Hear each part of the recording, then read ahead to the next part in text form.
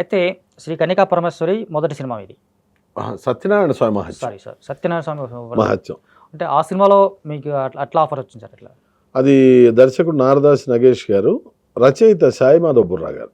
Okay, Saibaba నాకు అన్నయ్య లాంటి వాడు. అలాగే నాటకాలు కూడా ఆయన చేశారు కదా మీతో? చేశారు. మీ ఇద్దరు నాటకాలు ఆ నాటకాల పరంగా ఇద్దరు రంగస్థల నేపథ్యంలో, వారు కళాకారుల ఇంట్లోంచి వచ్చిన వాళ్ళు, నేను కళాకారుల ఇంట్లోంచి వచ్చిన వాడిని. అలా ఇద్దరం కలిసి ఆపోజిట్ టీమ్స్గా ఆడేవాళ్ళం. ఓకే, అన్నయ్య ఒక టీం, కలిసి ఆడలేదు ఎప్పుడు? కలిసి ఆడలేదు అన్నయ్య నేను. అయితే అలా అన్నయ్యతో పరిచయం ఉండి, అన్నయ్య దగ్గర జానీ గారు అని ఉండేవాడు, జానీ అన్నయ్య అని ఉండేవాడు.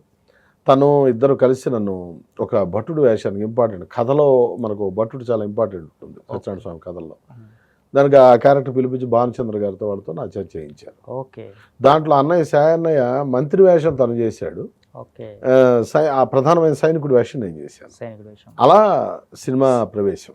అంటే సినిమాలోకి వెళ్ళాలని అంతకుముందు మీరు ఎప్పుడు ప్రయత్నం చేశారా, లేకపోతే అంతకుముందు ఎప్పుడు ట్రై చేయకపోవడం అనేది? అస్సలు లేదు, ఇన్నేళ్ళుగా అసలు లేదు. అంటే మనకు అది అందరి ద్రాక్ష అనుకున్నారు మీరు అప్పటికి? అంతే, అప్పటికి అనుకున్నారు. లేదంటే అసలు ఆ వైపు ఎప్పుడు ఆలోచించలేదా? నాటకాలు అంటే మామూలుగా ఏంటంటే నాటకాలు చేసిన వాళ్ళందరూ ఇండైరెక్ట్గా మెంటల్గా ప్రిపేర్ ఉంటారు, ఏంటి నేను సినిమాలోకి వెళ్ళాలి అని చెప్పేసి. అలా కాకుండా మీరు సినిమాలోకి యాదృచ్ఛికంగా వెళ్ళొచ్చినట్టే ఇప్పుడు? అంతే, యాదృచ్ఛికమే, అనుకోకుండా రావడమే. అంటే మనకి ఇది చాలే అనుకునే టైంలో, కాదులే ఇక్కడ కూడా చెయ్యాను, వాళ్ళు పిలిచి ఆసనం వేసినట్టే. సో ఆ తర్వాత మీరు చేసినటువంటి బాణం సినిమా కావచ్చు, లేకపోతే ఇంకా చాలా సినిమాలు, గంధం నాగరాజు గారు అనే రచయిత ఇప్పుడు కాలం చేశారు, ఓకే బాబాయ్. ఆయన గమ్యం సినిమాకి హైదరాబాద్ వచ్చిన తర్వాత ఆయనతో పాటే ఉన్న నేను, ఆయన నన్ను ఎంకరేజ్ చేస్తూ ఇటు కృషి గారు వాళ్ళ బ్యానర్స్ కానీ, అటు గమ్యం, బాణం, ఓనమాలు, ఇట్లా ఆ సినిమా బెట్టింగ్ బంగారు రాజు, ఇవి చేసుకుంటూ వచ్చాను. అప్పటికి కూడా సీరియస్గా ట్రై చేయలే నేను. ఓకే, అవి చేసి కూడా ట్రై చేయలే. ఓకే, అంటే ఆ సినిమాలు చేసినప్పుడు నిజానికి ఆ పాత్రలు కూడా మీకు రిజిస్టర్డ్ క్యారెక్టర్స్ కూడా పెద్దగా దక్కలేదు అనిపిస్తుంది ఒక రకంగా.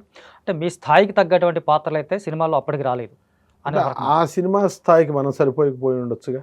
అంటే అట్ ద సేమ్ టైం అంటే మీకు ఇంటర్నల్గా మీకు ఫీలింగ్ అయితే ఉంటుంది సార్, మీరు ఒక నటుండే, మీరు ఆల్రెడీ ఎస్టాబ్లిష్డ్ ఆర్టిస్ట్, అది స్టేజ్ మీద కావచ్చు, సీరియల్స్లో కావచ్చు, ఎక్కడైనా. సినిమాల్లోకి వచ్చేసరికి కాస్త తగ్గించడం, లేకపోతే పాత్రల పరిధిలో తగ్గిపోవడం అలా అనిపించడం ఏం లేదు సార్, ఎందుకంటే సైకలాజికల్గా ఆ ఫీలింగ్ ఎప్పుడు లేదు.